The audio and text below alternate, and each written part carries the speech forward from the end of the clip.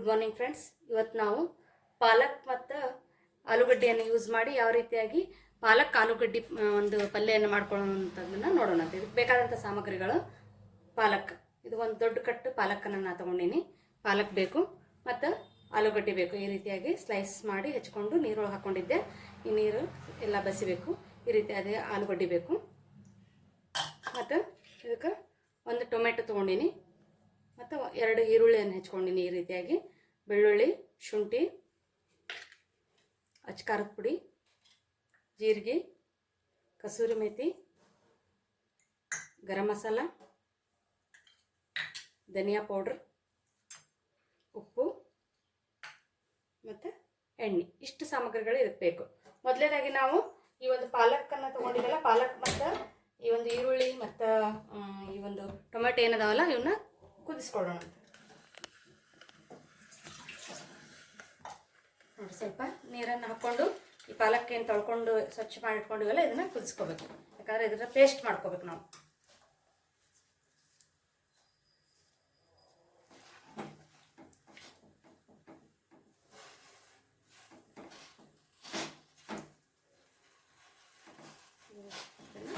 ನೋಡಿ, ಪಾಲಕ್ಕನ್ನು ಕುದಿಸ್ಬೇಕಾದ್ರೆ ಯಾವಾಗಲೂ ಮುಚ್ಚಿ ಇಟ್ಟು ಕುದಿಸ್ಬಾರ್ದು.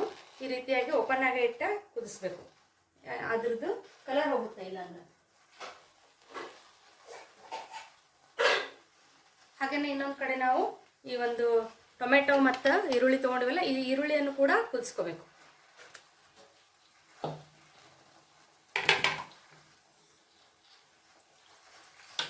ನೋಡ್ರಿ, ಈರುಳ್ಳಿ ಕೂಡ ಸ್ವಲ್ಪ ನೀರನ್ನು ಹಾಕ್ಕೊಂಡು ಕುದಿಸ್ಕೋಬೇಕು. ಇದನ್ನು ಕೂಡ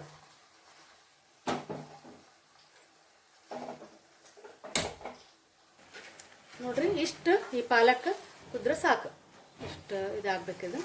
ನೀರೊಳಗೆ ಸ್ವಲ್ಪ ಈ ರೀತಿಯಾಗಿ ಮೆತ್ತಗಾಗಬೇಕು. ಇಷ್ಟಾದ್ರೆ ಪಾಲಕ್ ಆರಲಿ. ಇದು ಆರಿದ್ಮೇಲೆ ಇದನ್ನ ರುಬ್ಕೊಳ್ಳೋಣ.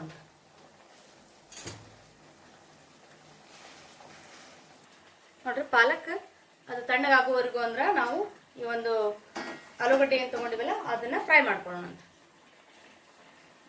ಸ್ವಲ್ಪ ಎಣ್ಣೆಯನ್ನು ಹಾಕೋರಿ.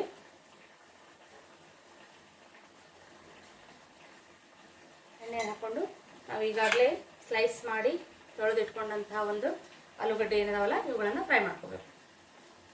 ಡೀಪ್ ಫ್ರೈ ಏನು ಮಾಡ್ಕೊಳ್ಳೋದು ಬೇಡ, ಸ್ವಲ್ಪ ಶಾಡೋ ಫ್ರೈ ಮಾಡ್ಕೊಂಡು ಸಾಕು.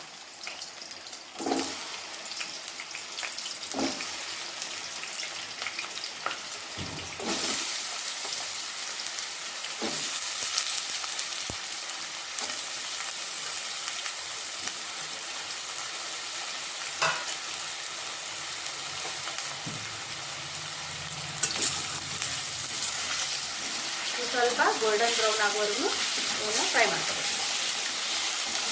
ಅದನ್ನು ಕುದಿಸ್ಕೊಂಡು ಹಾಕ್ಕೋಬೋದು. ಕುದಿಸ್ಕೊಂಡು ಹಾಕ್ಕೊಂಡು ತಿಂದರೆ ಇದು ಒಂದು ಟೇಸ್ಟ್ ಸ್ವಲ್ಪ ವಿಭಿನ್ನವಾಗಿರ್ಬೇಕು. ಕುದಿಸಿ ಕೂಡ ನೀವು ಈ ರೀತಿಯಾಗಿ ಫ್ರೈ ಮಾಡ್ಕೋಬೋದು. ಯಾರು ಆಯಿಲ್ನೊಳಗೆ ಫ್ರೈ ಮಾಡ್ಕೊಳ್ಳೋದು ಬೇಡ, ಆಯಿಲ್ ಸ್ವಲ್ಪ ಕಡಿಮೆ ಯೂಸ್ ಮಾಡೋಣ ಅನ್ನೋರು ಇದ್ರೆ ಇದನ್ನು ನೀವು ಕುದಿಸಿ ಕೂಡ ಸ್ಲೈಸ್ ಮಾಡ್ಕೊಂಡು ತೊಗೋಬೋದು.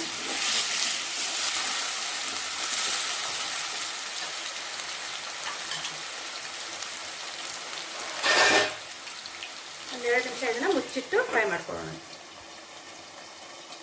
ಈಗ ನೋಡ್ರಿ, ನಾವು ಕುದಿಸಿಟ್ಕೊಂಡಂಥ ಒಂದು ಈರುಳ್ಳಿ ಕೂಡ ರೆಡಿ ಆಗೈತೆ. ಇಷ್ಟು ಕುದಿಬೇಕಿದು. ಇದನ್ನು ಕೂಡ ಪೇಸ್ಟ್ ಮಾಡ್ಕೋಬೇಕು.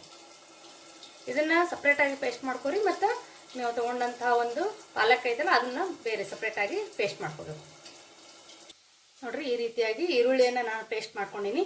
ಇದಕ್ಕೆ ನಾವು ತೊಗೊಂಡಂಥ ಟೊಮೆಟೊ ಮತ್ತು ಈ ಒಂದು ಶುಂಠಿ ಬೆಳ್ಳುಳ್ಳಿ ಐತಲ್ಲ ಇದನ್ನು ಕೂಡ ಹಾಕ್ಕೊಳ್ಳೋಣ ಅಂತ.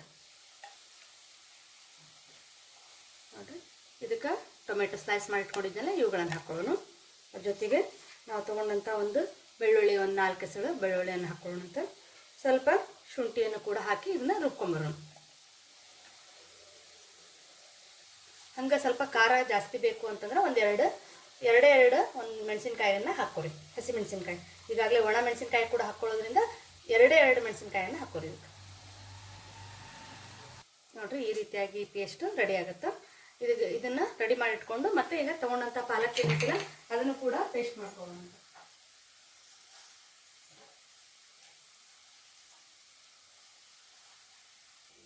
ಈ ರೀತಿಯಾಗಿ ಈ ಒಂದು ಪಾಲಕ್ಕಿಂದು ಪೇಸ್ಟ್ ಕೂಡ ಮಾಡ್ಕೊಂಡ್ವಿ. ಈಗಾಗಲೇ ನಮ್ಮ ಒಂದು ಆಲೂಗಡ್ಡೆ ಏನಾಗ್ಯಾವ ಅಂತಂದ್ರೆ ಫ್ರೈ ಆಗ್ಯಾವ ನೋಡ್ರಿ. ಇಷ್ಟು ಫ್ರೈ ಆದ್ರೆ ಸಾಕು, ಮೆತ್ತಗಾಗ್ಯಾವ ಇವು, ಇಷ್ಟಾದ್ರೆ ಸಾಕು. ಇವುಗಳನ್ನ ತಗೊಳ್ಳೋಣ ಈಗ.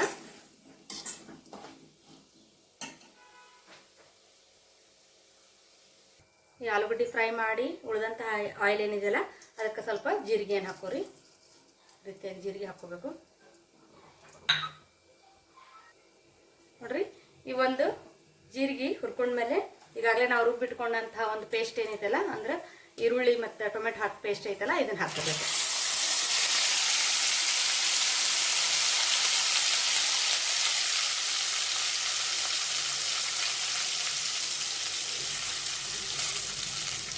ಇದು ಸ್ವಲ್ಪ ಎಣ್ಣೆ ಒಳಗೆ ಫ್ರೈ ಆಗಬೇಕು. ಸ್ವಲ್ಪ ಸಿಮ್ಮಲ್ಲೇ ಇಟ್ಕೊಂಡು ಫ್ರೈ ಮಾಡ್ಕೊಳ್ಳಿ.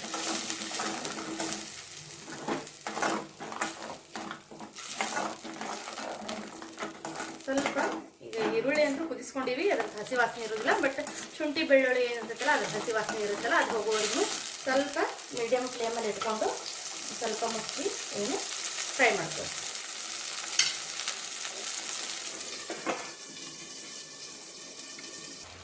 ನೋಡ್ರಿ, ಇದಿಷ್ಟು ಕುದ್ದು ಇದು ಆಯಿಲ್ ಎಲ್ಲ ಸ್ವಲ್ಪ ಮೇಲೆ ಬರಬೇಕು ಈ ರೀತಿಯಾಗಿ. ಅಂದ್ರೆ ಇದ್ರ ಹಸಿ ವಾಸನೆ ಹೋಗಿರ್ತೈತಿ. ಮತ್ತು ಇದಕ್ಕೆ ನೆಕ್ಸ್ಟ್ ಏನೇನು ಇಂಗ್ರೀಡಿಯೆಂಟ್ಸ್ ಹಾಕೋದನ್ನ ನೋಡೋಣ ಅಂತ.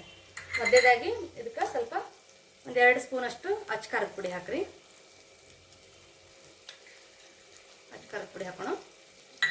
ನೆಕ್ಸ್ಟ್ ಧನಿಯಾ ಪುಡಿ ಹಾಕೋಣ. ಇದು ಕೂಡ ಒಂದು 2 ಸ್ಪೂನ್ ಅಷ್ಟು ಹಾಕಬೇಕು.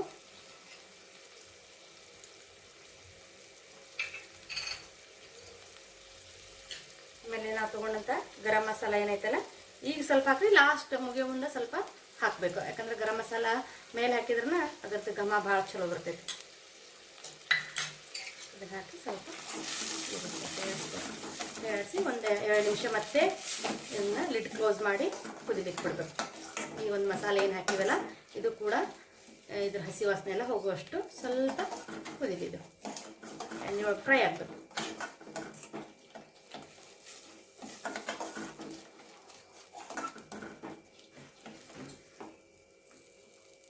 ಇದೇ ಹಂತದಲ್ಲಿ ಸ್ವಲ್ಪ ಕಸೂರಿ ಮೇಥಿ ಏನು ತೊಗೊಂಡಿರ್ತಿರಲ್ಲ ಇದನ್ನು ಕೂಡ ಕ್ರಷ್ ಮಾಡಿ ಹಾಕೋಬೇಕು. ಕ್ರಷ್ ಮಾಡಿ ಹಾಕೊಂಡಂತ ಕಸೂರಿ ಮೇಥಿ, ಎಣ್ಣೆಯೊಳಗೆ ಕಸೂರಿ ಮೇಥಿ ಹಾಕೋದ್ರಿಂದ ಆ ಒಂದು ಈ ಒಂದು ಏನು ನಾವು ಅಡುಗೆ ಮಾಡ್ತೀವಲ್ಲ ಅದ್ರದ್ದು ಘಮ ಜಾಸ್ತಿ ಆಗ್ತೈತಿ ಮತ್ತು ಟೇಸ್ಟ್ ಕೂಡ ಭಾಳಷ್ಟು ಚೆನ್ನಾಗಿರ್ತೈತಿ. ಸ್ವಲ್ಪ ಮುಚ್ಚಿಟ್ಟು ಲಿಡ್ ಕ್ಲೋಸ್ ಮಾಡಿ ಸ್ವಲ್ಪ ಬೇಯಿಸ್ಕೊಳ್ಳೋಣ. ನೋಡ್ರಿ, ಹಿಂಗೆ ಈ ಒಂದು ಆಯಿಲ್ ಬಿಟ್ಟ ಮೇಲೆ ಇದಕ್ಕೆ ನಾವು ಈಗಾಗಲೇ ರುಬ್ಬಿಟ್ಕೊಂಡಂಥ ಒಂದು ಪಾಲಕ್ ಏನೈತಲ್ಲ ಅದನ್ನು ಕೂಡ ಸೇರಿಸ್ಕೊಳ್ಳೋಣ.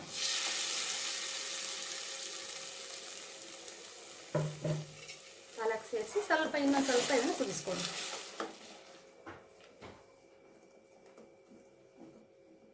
ಇದು ತಿನ್ನೋಕೆ ಭಾಳ ಟೇಸ್ಟ್ ಚೆನ್ನಾಗಿರ್ತೈತಿ ಮತ್ತು ಪಾಲಕ್ ಹೆಲ್ತಿಗೆ ಕೂಡ ಒಳ್ಳೆಯದು. ಹಿಮೋಗ್ಲೋಬಿನ್ ಕಂಟೆಂಟ್ ಕಡಿಮೆ ಇದ್ದವರು ಡೈಲಿ ಸ್ವಲ್ಪ ಪಾಲಕ್ ಜ್ಯೂಸ್ ಮಾಡ್ಕೊಂಡು ಕುಡಿದ್ರಿ ಅಂತಂದ್ರೆ ಹಿಮೋಗ್ಲೋಬಿನ್ ಹೆಚ್ಚಿಗೆ ಆಗ್ತೈತಿ. ಅದಕ್ಕೆ ಯಾರು HP ಕಡಿಮೆ ಇತ್ತು ನಿಮ್ಮದು ಅಂತಂದ್ರೆ ಈ ಒಂದು ಪಾಲಕ್ ಜ್ಯೂಸು, ಪಾಲಕ್ ಪಲ್ಯ ಮಾಡಿಕೊಂಡು ಊಟ ಮಾಡ್ಬೋದು. ಸ್ವಲ್ಪ ಕುದಿಲಿ. ಈ ಒಂದು ಜಾರಿಗೆ ನೀರು ಹಾಕ್ಕೊಂಡು ಸ್ವಲ್ಪ ನೀರು ಹಾಕ್ಕೊಂಡು ಇದಕ್ಕೆ ಸೇರಿಸ್ಕೊಳ್ಳೋಣ. ಪಾಲಕ್ ಏನು ರುಬ್ಬಿದ್ವಲ್ಲ ಆ ಒಂದು ಜಾರಿಗೆ ನೀರು ಹಾಕ್ಕೊಂಡು ಹಾಕೋಣ.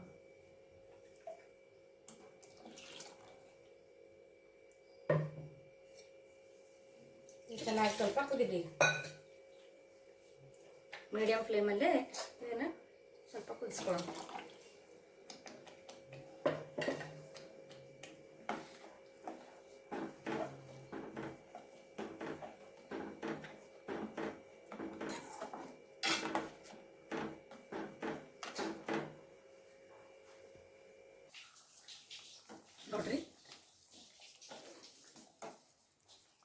ನೋಡ್ರಿ ಈ ರೀತಿಯಾಗಿ ಕುದಿತಾ ಇದೆಯಲ್ಲ, ಈಗ ನಾವು ಫ್ರೈ ಮಾಡಿ ಇಟ್ಕೊಂಡಂತ ಆಲೂಗಡ್ಡೆಯನ್ನು ಇದಕ್ಕೆ ಸೇರಿಸ್ಕೊಳ್ಳೋಣ. ಹಾಗೇನೆ ಇದೇ ಹಂತದಲ್ಲಿ ರುಚಿಗೆ ತಕ್ಕಷ್ಟು ಉಪ್ಪನ್ನು ಕೂಡ ಹಾಕೋಣ. ಉಪ್ಪನ್ನ ನೀವು ನೋಡಿ ಹಾಕೋರಿ.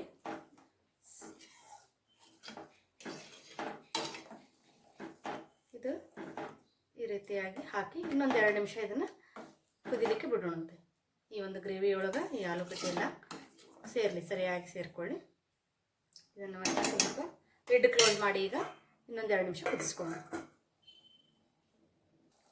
ನೋಡಿರಿ ಈಗ ಇದು ರೆಡಿ ಆಯಿತು, ಪಲ್ಯ ರೆಡಿ ಆಯಿತು. ಇದಕ್ಕೆ ನೀವು ಇನ್ನೊಂದು ಸ್ವಲ್ಪ ರಿಚ್ ಆಗಿ ಮಾಡಬೇಕು, ಇನ್ನೊಂದು ಸ್ವಲ್ಪ ಇದು ಇರಬೇಕು, ಟೇಸ್ಟ್ ಇನ್ನೂ ಚೆನ್ನಾಗಿ ಆಗಬೇಕು ಅಂದರೆ ಇದು ಚೆನ್ನಾಗೇ ಇರ್ತೈತಿ. ಬಟ್ ಇನ್ನೂ ಸ್ವಲ್ಪ ಇದು ಇರಲಿ ಅಂತಂದರೆ ಇದಕ್ಕೆ ಫ್ರೆಶ್ ಕ್ರೀಮನ್ನು ಕೂಡ ಆ್ಯಡ್ ಮಾಡಬೇಕು. ನೋಡಿರಿ ನಾನಿಲ್ಲಿ ಫ್ರೆಶ್ ಕ್ರೀಮ್ ಕೂಡ ಆ್ಯಡ್ ಮಾಡಕತ್ತೀನಿ. ಮನೆಯಲ್ಲಿ ಇರುವಂಥ ಕೆನೆ ಏನಿರ್ತೈತಲ್ಲ ಅದನ್ನು ನೀವು ಈ ರೀತಿಯಾಗಿ ಹಾಕಿದ್ರಿ ಅಂದರೆ ಇನ್ನೂ ಕೂಡ ಟೇಸ್ಟ್ ಚೆನ್ನಾಗಿರ್ತೈತಿ. ಈಗ ಸ್ವಲ್ಪ ಕೊತ್ತಂಬರಿ ಹಾಕೋಣಂತ. ಈಗ ಈ ಗರಂ ಮಸಾಲೆ ಏನು ತೊಗೊಂಡಿದ್ವಲ್ಲ ಇದನ್ನು ಕೂಡ ಒಂದು ಅರ್ಧ ಚಮಚಕ್ಕಿಂತನೂ ಕಡಿಮೆನೇ ಹಾಕೋಣ. ಹಾಗೆ ಸ್ವಲ್ಪ ಚೆಂದ ಕಾಣಲಿ ಅಂತೇಳಿ ಇದಕ್ಕೆ ಒಂದು ಸ್ವಲ್ಪ ಅಚ್ಕಾರದ ಪುಡಿ ಕೂಡ ಸೇರಿಸ್ತಾ ಇದ್ದೀನಿ. ಈಗ ಈ ಪಲ್ಯ ರೆಡಿ ಆಯಿತು. ಇದನ್ನು ನೀವು ಚಪಾತಿ ಜೊತೆ, ರೊಟ್ಟಿ ಜೊತೆ, ಪುಲ್ಕಾ ಜೊತೆ ಅಥವಾ ನಾನ್ ಜೊತೆ ಎಲ್ಲರ ಜೊತೆನೂ ತಿನ್ಬೋದು.